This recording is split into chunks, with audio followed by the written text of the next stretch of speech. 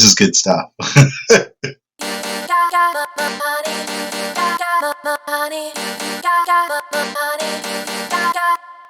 What would make it feel more natural? Is this like a Mr. Garrison thing? Spinning bike? Do you need something like that to make it feel more natural? I don't know if you could tell, but the chair I'm sitting in is sideways, and I'm sitting even more sideways in this chair, and half of my back is crammed up against this desk. It's like really bad sex in the back of a car. Hold on. It's very uncomfortable. Let's try that. Yeah. And I drove a Buick growing up. They were small and uncomfortable. Trust me.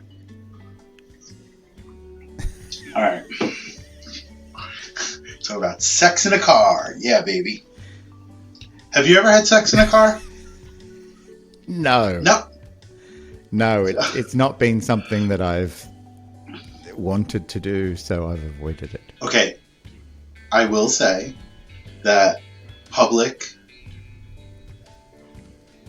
affairs, or I don't know, like doing things out in public, lewd and I don't know, what is it, lewd and crude? Okay, sure, lewd and crude behavior out in public with somebody.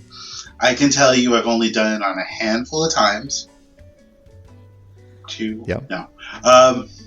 Only a handful of times, and twice it was in a car. Okay. I think. Maybe 3 times.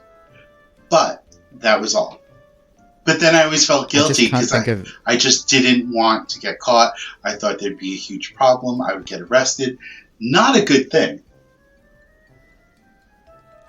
Oh, so you come at it from a completely different angle. I was sort of, the whole thing about trying to have sex in a car just seems terribly complicated and painful, and I've not thought about the social implications. They make it look so good, like in videos. In the videos, in the movies. They make it look so easy and fun and carefree, and when we all know it's nothing like that at all. I'm sure it's a whole niche. There must be a whole niche out there, like a whole studio, and all they do is sex in cars. I'm sure that happens. If somebody knows about that, tell us what it is. Tell us below. Yeah. Because I'm sure I know I live by the fact that there is something for everybody, and what everybody desires is being fulfilled somewhere. So I'm assuming it's quite common. So have you watched something, in the movies where you tried it because it looked really, really enticing. It really got your fancy on, so to speak. And when you did it, you're like, no, thank you. Yeah, mainly cooking shows. You really know how to flip that egg. Where those things just don't turn out. And you go, they made it look so easy. It looks so appetizing. You're sitting there salivating, watching the television. Mm-hmm. And then you try it, and it's just not the same. Yeah. I think that's much worse. I think that is much worse. No, I have this idea that the whole porn industry is about a fantasy. It's about something that's not real. I think there have been some really good, interesting documentaries on how they make porn, how they, the reality, what's going on behind the camera. But say that word again. Say the P word again. Porn. Your accent makes that sound so great. Sorry. There's just something about your accent and that word that really just, rings my bell. Are there some other words that I could say that would do that for you? No. Aubergine. I will let you. Aubergine. I'll let you know when we get those words. Oh, yeah, totally. I will let you know. Okay. Yes. So the sex on film industry, a lot of documentaries and a lot of good ones as well. Actually, I listened to a podcast recently that talked quite a lot about it. To me that was just really kind of fascinating because it is a fantasy. It's this thing that they build up, that they try and give you a very specific look and feel, and they're trying to get a very specific message across, and I think they do it very well. But it's if anything, it's just not real. I think that's the biggest part. Well, okay, so part of it's not real. More people need to know that. But part of it's not real. Part of it's not in real. The sense that, and it's not supposed to be real. Like, you know what? I really don't think that the mailman is going to be peeking through the window and seeing the father and the stepson making out and then knock on the door and join the two of them. There are so many parts of that scenario that's just not realistic. It's not real, but it's a fantasy, so I get that.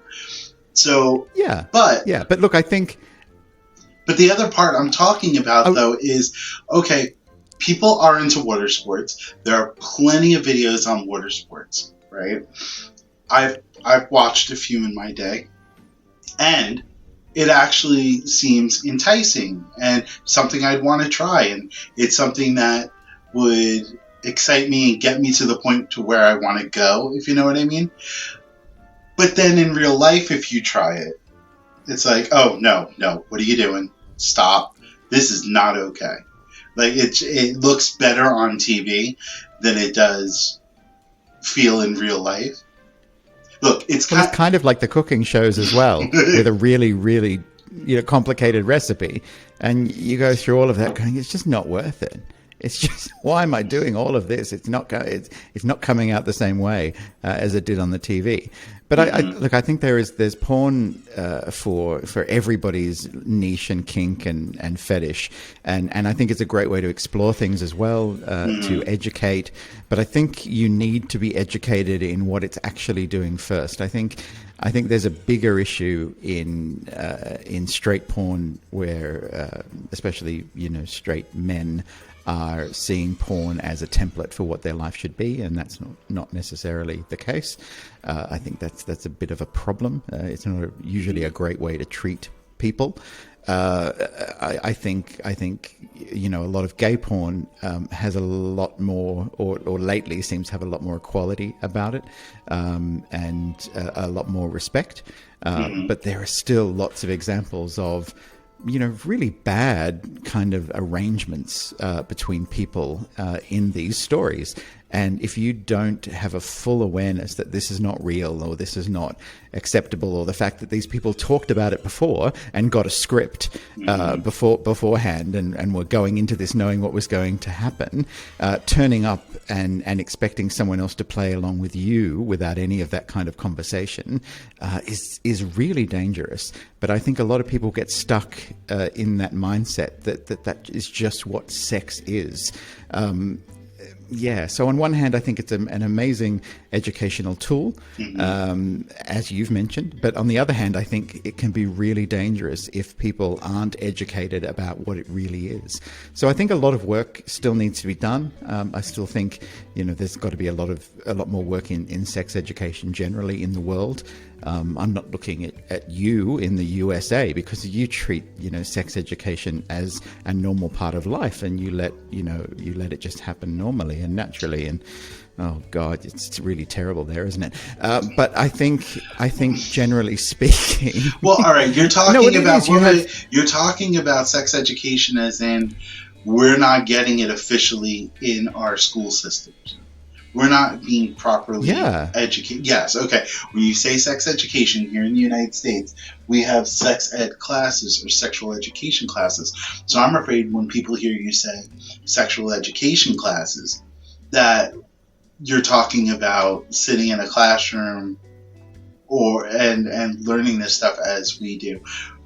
Our teachers, the last time I knew what the curriculum was in a sex ed class, it was very basic, very vanilla, this is a condom. You should put it on. Here's a banana. This is how you do it. The end. There was no, here is the banana, here is the condom, show me how you do it. Nothing like that, because let me ask the banana if it wants to have the condom on it. That's important too. Does it want to be a part of this whole thing? Yes. Well, that's even before a condom comes out. We never have those kind of conversations. Before the banana comes out, before the condom is reached for, you have to have that conversation first. Hands down. Exactly. And I think that the problem is we don't get that in school. I'm sure that there's some countries that are doing it better. There are some places in the world that are doing it better, but they're definitely in the minority. So generally speaking, you don't get that in school. Generally speaking, you definitely don't get that in porn. Porn starts too far after those conversations that have happened before the banana comes out. We don't get to see that. And even in mainstream, movies and television, that's not really exploring this in a great way either, generally speaking. Look, there are lots of really good examples of how this is being handled better and how it's showing people relationships better. And I think if we hark back to like Degrassi Junior High and all of that kind of stuff, I think they taught us more about relationships and how to approach things in a much better way than so much else that's out there. But the problem is you get these small, tiny examples of good, and it's very hard to latch onto those and to believe in those. Yeah. But I remember watching that show and sort of trying to understand, dynamics between people and what happens if you don't do certain things, and if you do certain things. I think they did a pretty good job. I've never watched the show. No. You didn't watch it? Okay. No. Because it was from Canada, wasn't it? Could be. It was a Nickelodeon show, yes. And you really don't like the Canadians, you're not really. Don't. There goes another viewer. All right. Oh no! I think Canadians are fine, but in the US, you sort of look a bit north and you go, "Oh, what's up, eh?" Yeah. All right. So no, Degrassi was a Nickelodeon show, yes. Well, we didn't have Nickelodeon back in my day, so it just appeared on a station that bought it. Oh. It wasn't that complicated. Yeah, Australian television was kind of simple. I actually think it probably was on the ABC, which is the Australian Broadcasting Corporation, which is like our national television and radio in Australia. See here, ABC, by the way, the ABC here is owned by Disney. Yeah, so it's a very different ABC in Australia. Very different. Or it could have been, I could look this up, but I'm not going to, but it could have been on SBS. So in Australia, we have the Special Broadcasting Service. I think it's the Special Broadcasting Service. Or sometimes we'd call it the Soccer Ball Station. Because they played soccer a lot. Is that where you watched your first cooking show? Well, the Special Boob Station was the other thing we called it, because they played a lot of foreign films. So SBS was created to make sure that we were getting content from for all of the immigrants that came to Australia, that they had content from their home countries. So it was seen as anything kind of non-Australian was trying to be featured on that channel, and so we had a lot of. We had a lot of movies from Europe with a lot of naked people, and but you still do. We had a lot of soccer. Yeah, but back then that was the place you had to go. There was one channel and there was one way to get it, and that's where you went. Or you were just flicking through. The thing was, you were just flicking through those channels that you do with the very, very stiff, clunk, clunk, clunk, and you'd be clunking through and you'd be seeing quite normal stuff, and then all of a sudden there was a completely naked woman standing there speaking Italian. It was kind of interesting. That was like my house growing up. It was, yeah, this is what it was like, but yours was real. You would just open a door and there'd be a naked Italian woman. She was your grandmother, but, what can we say about that? Gay. No, I will say, growing up, we used to have this thing, and if you are around my age here in America, you can probably relate. Let me know if you've done this before down in the comments. You'd be clicking through a very special channel and late at night, and you'd see a lot of snow and fuzzy wavy lines and little colors, and every once in a while it cleared up just enough where you were like, is that a boob or is it an elbow? Don't know, but it's good enough for me. Like, yeah. So was this a scrambled cable that you didn't pay for? Yes. Okay. This is the thing, because that was never a thing in Australia. We never had that. Well, my parents never paid for that. It was all educational TV. It was, yeah, it was kind of a thing that we kind of knew about. That was kind of, you know, we had these ideas that kids were going blind because they were staring through the snow to try and see. So did you have that? Didn't happen. No, did you have those channels, or were you just making fun of poor blind Americans? Poor blind Americans. We never paid for television in Australia. We didn't start paying for television until not that many years ago. Really, maybe only 15 years ago, 20 years ago. There are so many different things that people talk about, like how living overseas is so different, and in some cases better than living in the States here. Mainly things like free education, healthcare, free TV, apparently. You know how many people I know would kill for that? And you have better internet service. I would like to say you must have better internet service, because whenever you and I try to have a conversation through Facebook or through a messenger app, that the internet is just crappy on my end. And no matter where I am, what I'm doing, you hear that annoying beep beep noise that shows that we're not connected. It's great. It's like China. It shows that we're not connected in so many ways. It's not just about the network connection. Mm-hmm. It's just going, they're not talking about anything that makes any sense. So we should just interrupt this call for a moment. Talking to I you, think it's an intelligent service. Talking to you on Messenger just takes me right back to being a child trying to look through those wavy lines. Is that a boob?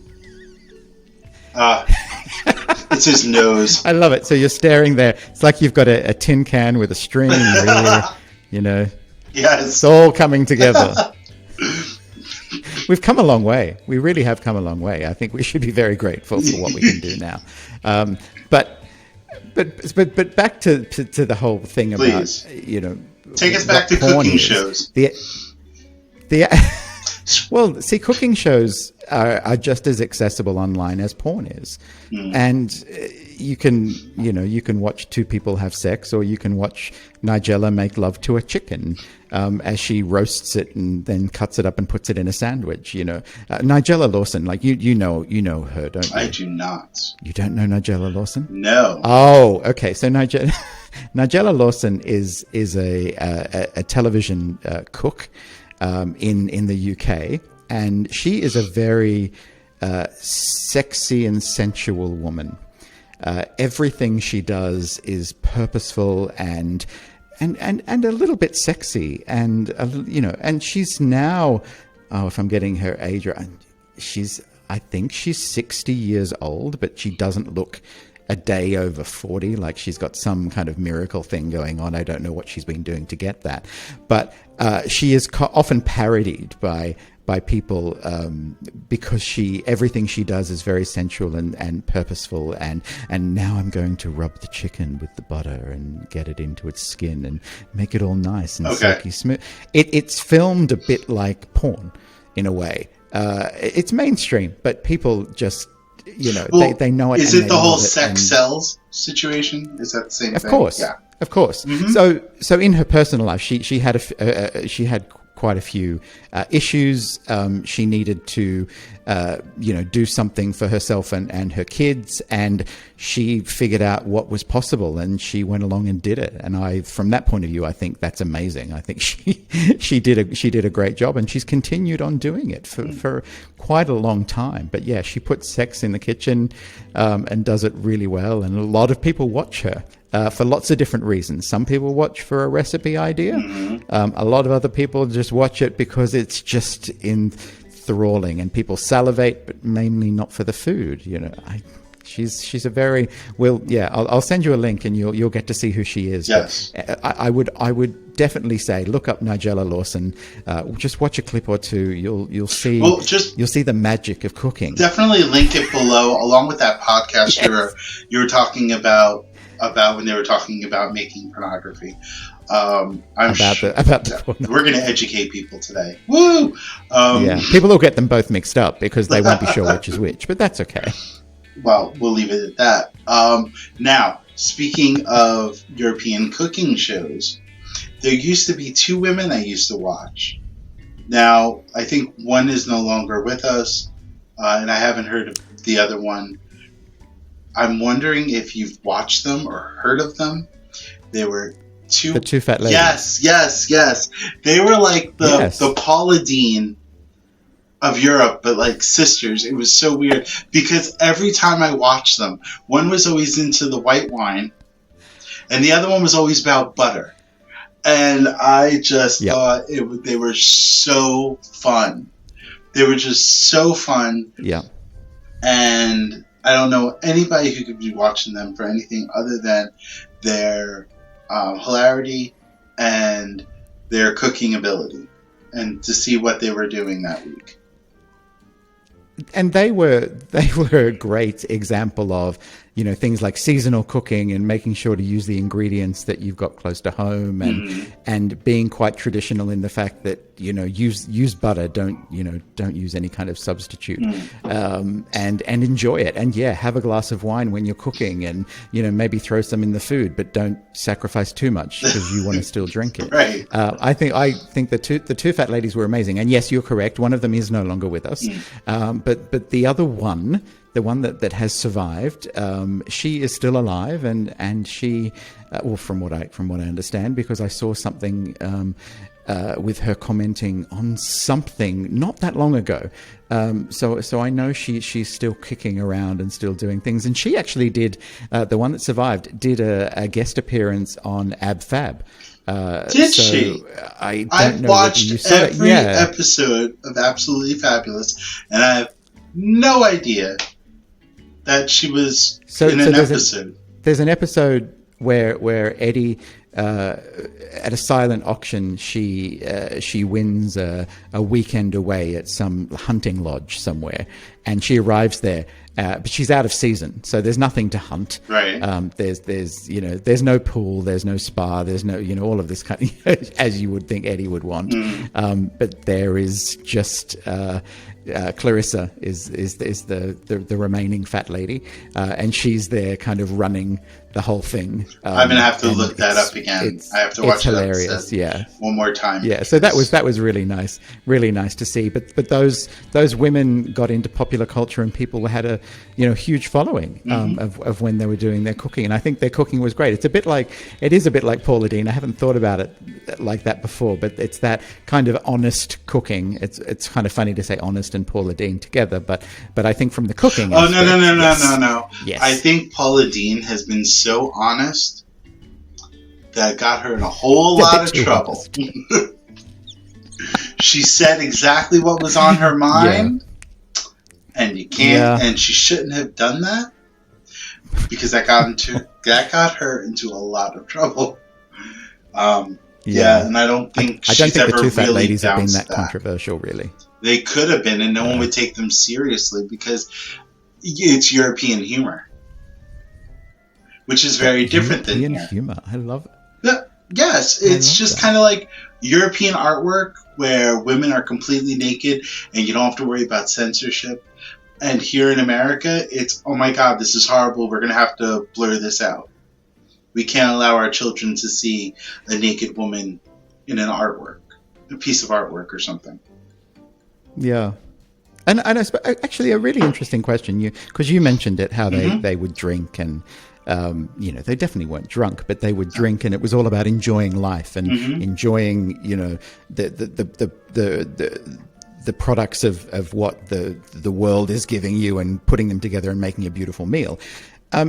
In the US, would people have a problem with people drinking while they were cooking? Would that be a problem? I don't think so, because Okay. I can't Because people do think it. off the top of my head, but there are people on TV that go, "Oh, okay, make sure you use a good wine, something that you would drink yourself," and they would pour themselves a But do they drink glass. And during the show? yes, there have been They drink shows. during the show. Okay. Yep, that they have drank Okay. on. Yeah. Yeah, I'm a little surprised every time I do see it on TV. I think that can't be real, right? But from what I understand, it is. So if you And you have know all someone is adults- complaining about it. Oh, just one person? So at least one person. Oh my goodness! Or isn't it the 1 million moms that ends up being 13 people? You see executives from ABC and NBC all get on their phones and be like, "What's going on? Stop it now!" Yeah. Oh, put an end to it. Actually, I'll finish it off with just a little bit of an Australianism. There was a program that was broadcast in Australia, and it was quite vulgar and stupid, really. Like our show right here. Okay, go on. No. Like, this is tame compared to what they were doing. It was like a Funniest Home Video show, but it was supposed to be like a dirty version, and it was like centered around on being filthy and crass and crude, and it was on it was on television for, I think, only like the first 20 minutes. I think it was supposed to be on for an hour. It was on for the first 20 minutes, and then it went off air. And then they just played something else. It was a very strange thing. We found out that the owner of the TV network either was watching it, or somebody had, phoned him or contacted him in some way and said, "What is this disgusting thing that's on your network?" And pull the plug. He just made the phone call, get it off, and it was it was scrapped. So it got there.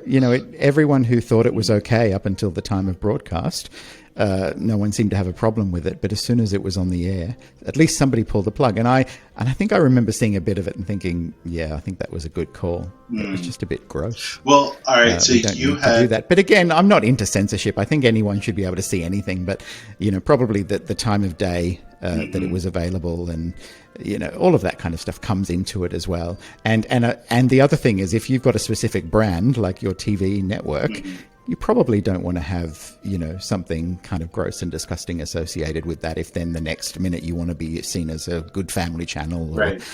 Or I think you that's have a really brand good. image. But that was a really nice thing. Yeah. You kind of brought up that along the same lines.